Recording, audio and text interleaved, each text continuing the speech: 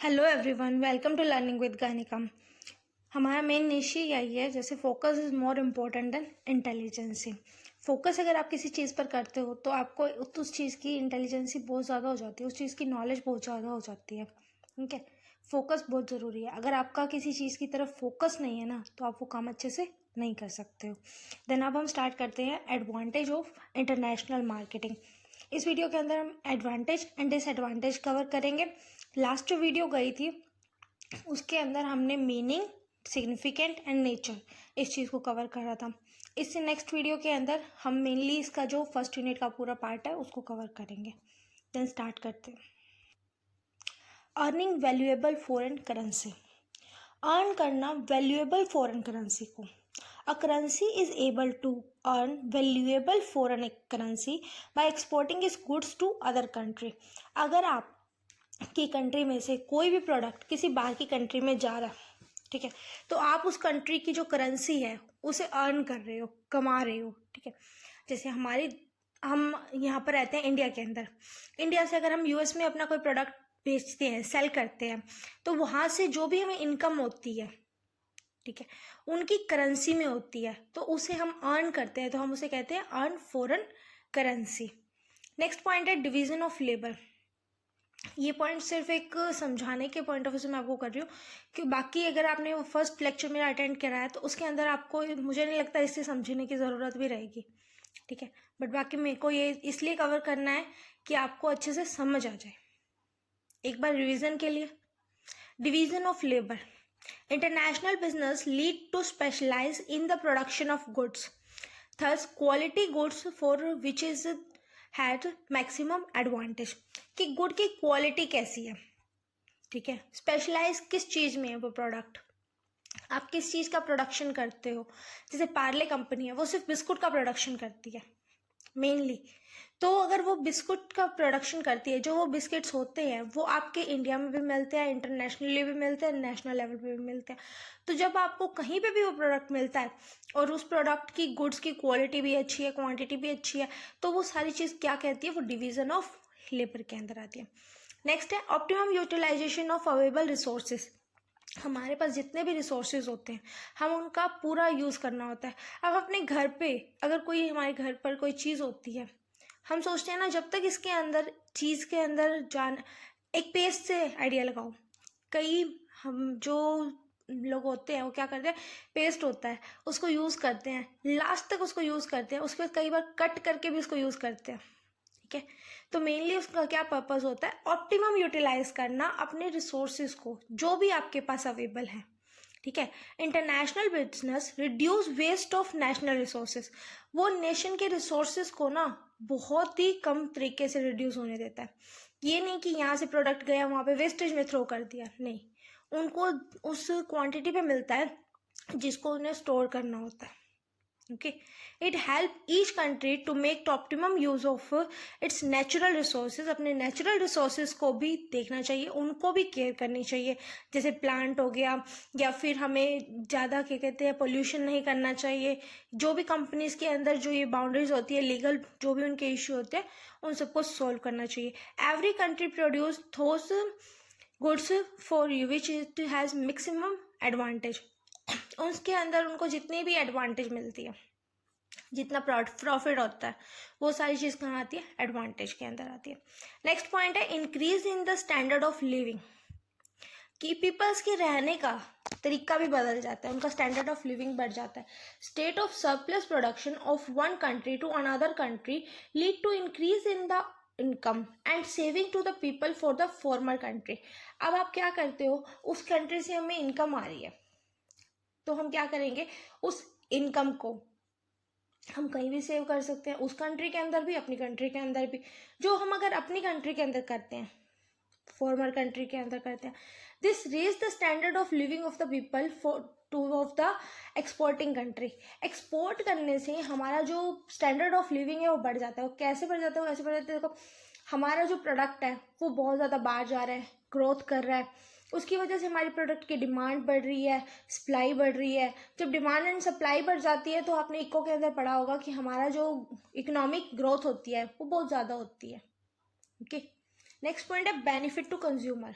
इससे कस्टमर को क्या बेनिफिट होता है? Consumer are also benefit from international business. Consumer को इंटरनेशनल बिजनेस से बहुत फ़ायदा होता है। अब हम यहाँ पे इंडिया में बैठे हैं, हम इंडिया में रहते हैं, हमें यूएस का प्रोडक्ट इंडिया में ही अवेलेबल हो जाता है घर बैठे। तो वो कैसे हो जाता है? वो इंटरनेशनल बिजनेस के थ्रू हो जाता है। A variety of goods for better quality is available of them at reasonable price. हमें रिजनेबल प्राइस भी, हमें प्राइस भी सूट कर जाते हैं। अगर हमें ये तो पता है कि वहाँ के प्रोडक्ट के जो प्राइस है वो थोड़े हैवी होते हैं, बट कई बार हम ये सोचते हैं हम उसके लिए स्पेशल कई बार जोड़ते रहते हैं। अपने जितनी भी पॉकेट मनी होती है या जितनी भी इनकम होती है उसके अंदर से थोड़ा थोड़ा स्टोर करते हैं कि हम इस ब्रांड का प्रोडक्ट खरीदेंगे, इस ब्रांड का परफ्यूम खरीदेंगे, इस ब्रांड का ये चीज़ खरीदेंगे, ये यूएस की है, ये यूके की है। हम उस चीज़ के लिए बहुत ज़्यादा पैशनेटिक होते हैं। तो उस टाइम पर हम क्या करते हैं, प्राइस भी हमें रिजनेबल लगने लगते हैं। Hence, consumer of importing country are benefit as they have a good scope of choice of production.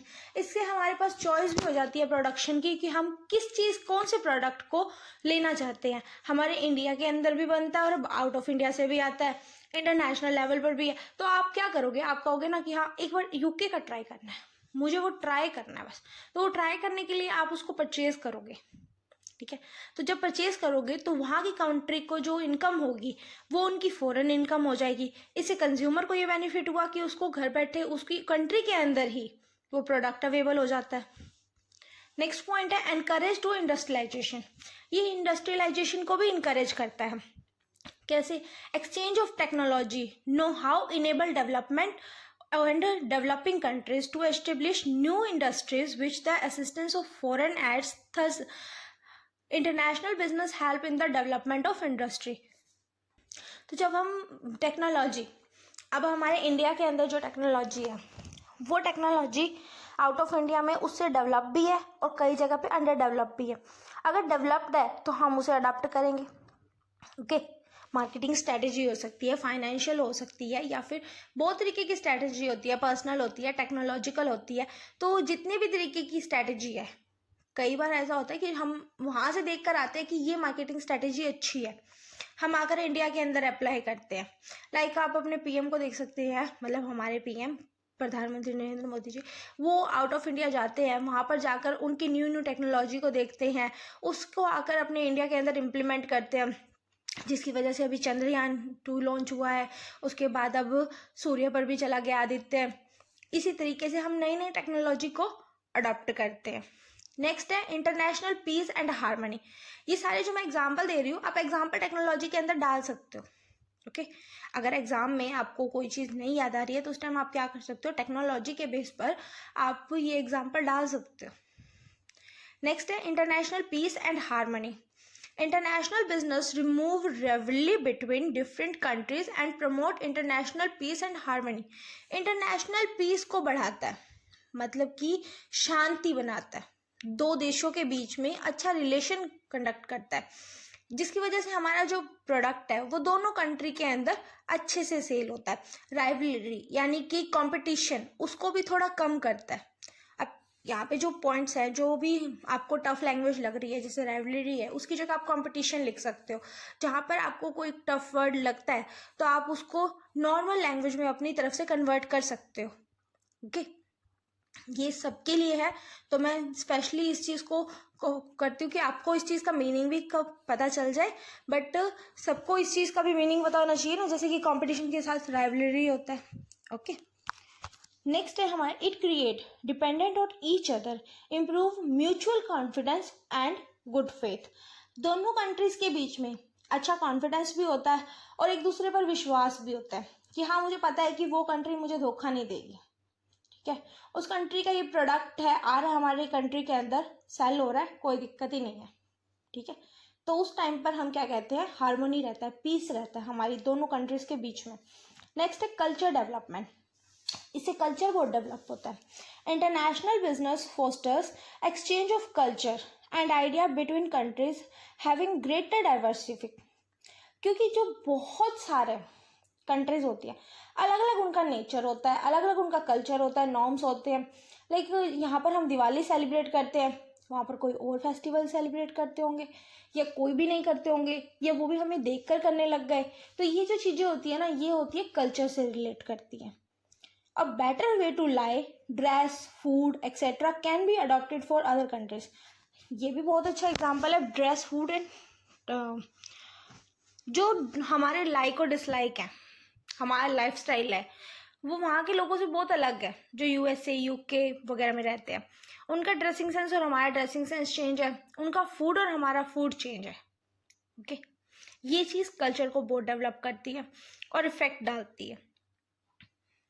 कई बार हम सोचते हैं ना हम उनकी तरह रहने लग जाए, हम उनकी तरह खाने लग जाए, तो वो चीज़ हम लाइक और डिसलाइक हमारी लाइफ्स के अंदर आ सकते हैं, बट हम प्रॉपरली वैसा नहीं कर सकते क्योंकि हमारे यहाँ का कल्चर और उनके वहाँ का कल्चर में बहुत फ़र्क होता है।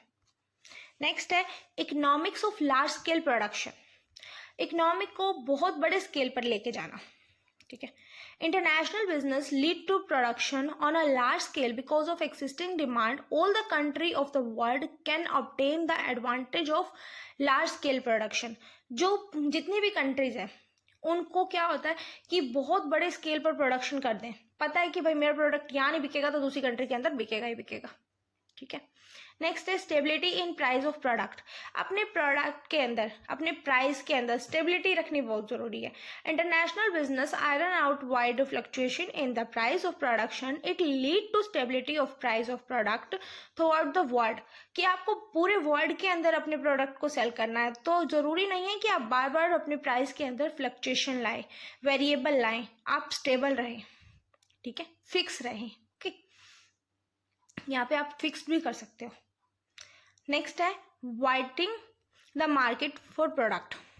बहुत बड़े स्केल पर जो मार्केट होती है ना, उसमें आप अपने प्रोडक्ट को सेल करते हो। जैसे कि economic of large scale production था, उसी से मिलता जुलता ये पॉइंट है।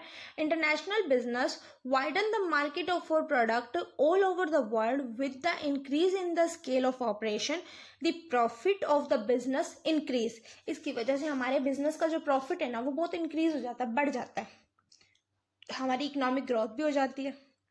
Advantage in emergencies. International business enable us to face emergencies in case of natural calamity, good can be imported to meet necessity. अब कई बार ऐसा होता है कि हमें यहाँ पर प्रॉब्लम हो जाती है, किस लिए कि अगर कोई नेचुरल कैलेमिटी आ गई, अर्थक्वेक आ गया, या वहाँ पर जैसे अब हमारे इंडिया के अंदर कोरोना आया था, एक तरीके से वो एक नेचुरल क्लाइमेटी थी जिसकी वजह से लोगों अपने घर से बाहर नहीं निकल पा रहे थे, अपने घर के अंदर रहना पड़ता था, और भी बहुत सारी ऐसी चीज़ों का फेस करना पड़ा जो हमने कभी सोची भी नहीं थी, ठीक है। कई को की सैलरी नहीं मिली, कईयों की नौकरी चली गई। वो एक तरीके से एक नेचुरल डिजास्टर था, वो क्लैमिटी थी, तो उसके अंदर हमें बहुत सारी प्रॉब्लम्स को फेस करना पड़ा। अब कई बार ऐसा होता है उस टाइम पे गुड्स, कई चीज़ें हमें अवेलेबल भी नहीं हो रही थी, जो हमारी नेसेसिटी थी शायद वो भी हमें कई बार अवेलेबल नहीं हो रही थी। बहुत ऐसे प्लेस थे जहाँ पर नहीं अवेलेबल हो पा रही थी, तो वो लोग भी मैनेज कर रहे थे, ठीक है।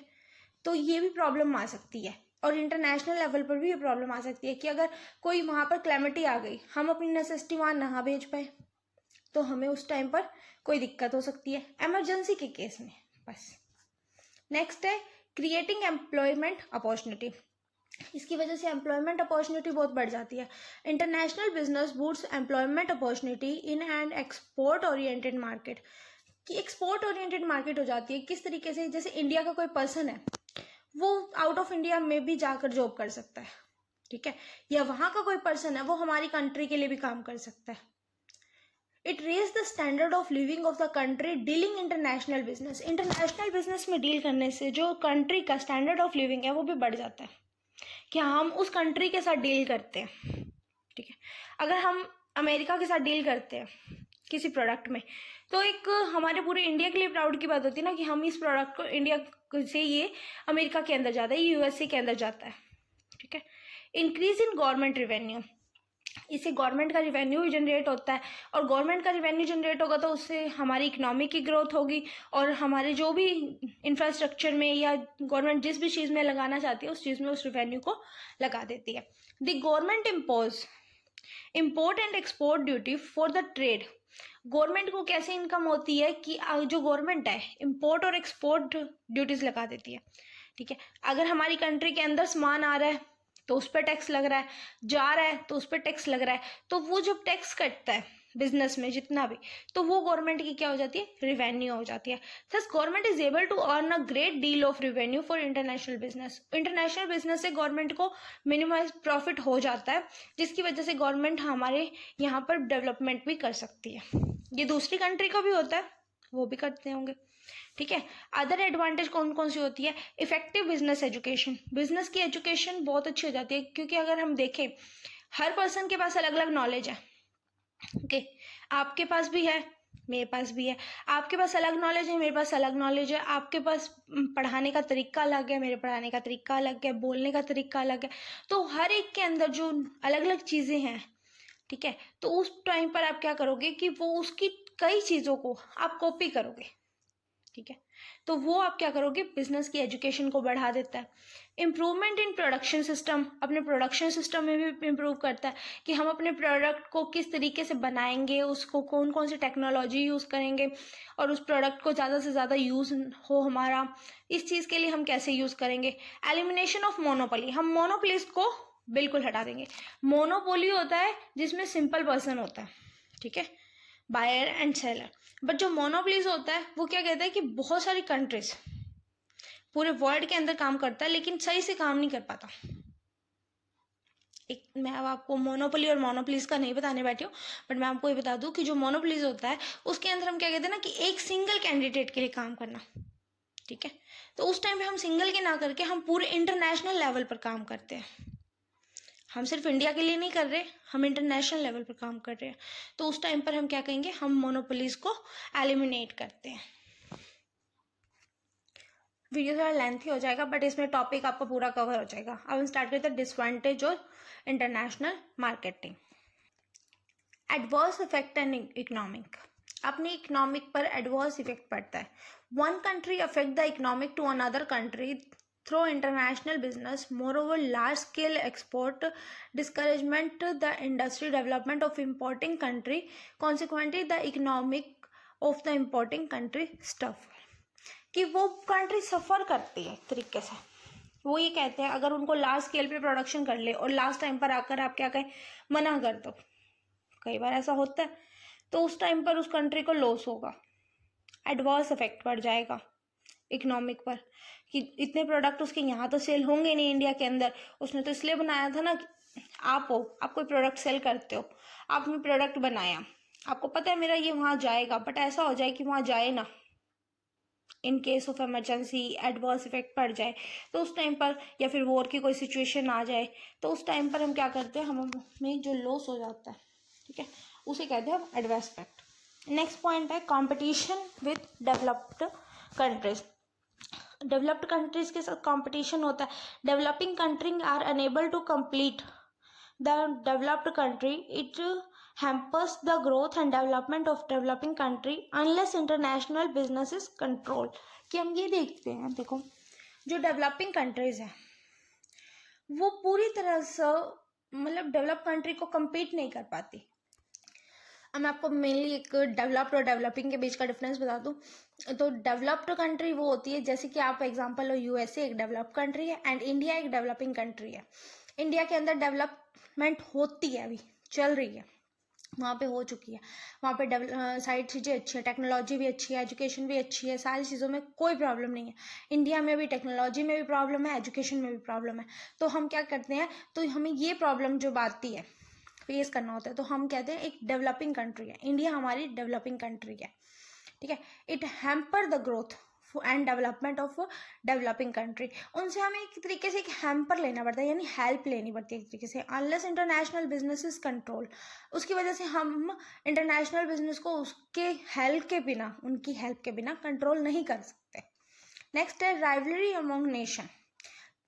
दो नेशन के बीच में अगर वॉर की सिचुएशन आ जाए, कंपटीशन हो बहुत ज़्यादा, intense competition and a government to export more commodity may lead rivalry among nation. As a consequence, international peace may be hampered।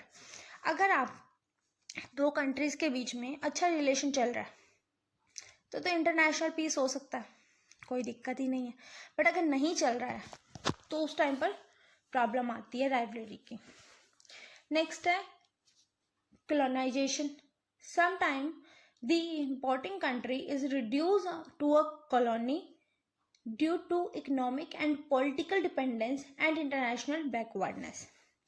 एक तरीके से हम क्या देखते हैं कि अगर हमारी जो कंट्री है वो डेवलप होती है, उनका पॉलिटिकल जो भी स्ट्रक्चर है वो अच्छा नहीं चल रहा, उनके रिलेशन ही अच्छे नहीं चल रहे दो कंट्रीज़ के बीच में, जो भी इनका बैकवर्डनेस है उसको कवर नहीं कर पा रही हमारी कंट्री, ये जो भी प्रॉब्लम आ रही है उस टाइम पर हम क्या कहते हैं, हमारी जो भी हमारी अगर प्रॉब्लम्स होती है उन्हें हम फेस नहीं कर पाते. ठीक है. नेक्स्ट है एक्सप्लोटेशन. एक्सप्लोटेशन होना यानी कि हम अपनी चीज़ों को सही से एक्सप्लोर नहीं कर पा रहे, हमारी हानि हो रही है एक तरीके से. International business lead to exploitation of developing country. The developing country the prosperous and dominate country regulate the economic poor nation. उसकी वजह से हमारे जो कंट्रीज का नेशन का जितना भी डेवलपमेंट है थोड़ा बहुत किसी ना किसी तरीके से रुक जाता है. Dominate country regulate the economic poor nation. ठीक है. और जो डेवलपिंग कंट्री है वो डेवलप कंट्री को एक्सप्लोर करती है, यानी कि इन्हें एक तरीके से दबाती है, मतलब उस तरीके से वर्क नहीं कर पाते कि भाई हाँ आपके पास तो ये चीज़ें हैं नहीं, ये प्रोडक्ट अच्छा नहीं आ रहा. ठीक है. नेक्स्ट है legal problem. Various law regulation and customs formalities follow different countries have a direct bearing on their export and import trades. कि अपने इम्पोर्ट और एक्सपोर्ट ट्रेड में हमें कोई प्रॉब्लम आ जाए उस टाइम पर भी. नेक्स्ट है पब्लिसिटी ऑफ अनडिजायरेबल फैशन. हम चाहते नहीं है फिर भी हम उस फैशन की उस चीज़ की पब्लिसिटी करते हैं. Culture value and heritage are not identical in all the country. There are many aspects which may not to be suitable for our atmosphere. Culture, tradition and independence is often to be created in the name of a culture exchange. अब हमारे India के अंदर जिस चीज़ को मतलब कहते हैं हम अच्छा नहीं मानते, लेकिन हमें वो काम करना पड़ता है कई बार एक पब्लिसिटी के लिए. ठीक है. आपने बैनर्स देखे होंगे जिसपे मतलब आप इतने तो समझदार हो कि मैं क्या कहना चाहती हूँ. ठीक है. तो आपने वो बैनर्स देखे हैं, वो हम बनाना नहीं चाहते बट हमें बनाने पड़ते हैं पब्लिसिटी के लिए, अनडिजायरेबल फैशन के लिए. यानी हम चाहते नहीं है, हमें ज़रूरत भी नहीं है बट हमें उसको प्रमोट करना है. ओके. लैंग्वेज प्रॉब्लम आती है. Different language in different country create barriers to establish trade relationship between various country.